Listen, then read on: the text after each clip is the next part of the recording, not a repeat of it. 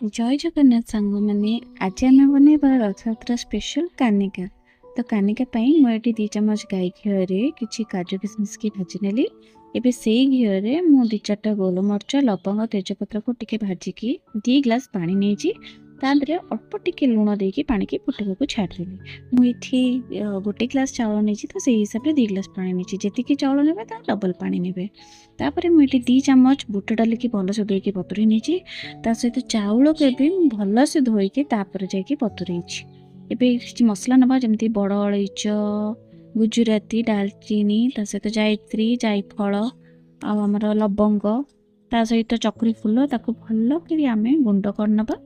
एबे पानी टी फुटीगला। एबे जो बतुरेकी रखी जो बुट डाली से बुट डाली दबा ता सहित चाउल दबा। चाउल को आग धोईकी आम बतुरेले से चाउल गोटा गोटा थाए आ जब बतुरी सारापर चाउलटा को आम धोइबा चाउलटी भांगी जवार संभावना थाए।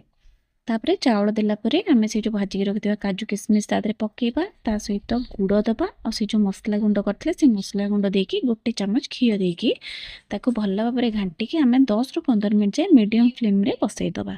देखंतु आम टिके झुकझुक हो गलानी आ टिके पानी मरियार अच्छी ता ऊपर आम से मसला गुंड देकरी ताको 5 मिनिट जाए बसईकी तापर आम हांडी बंद ही 30 मिनिट पर आम ढाकुणी काढ़िया आमर कानिकाटी रेडी।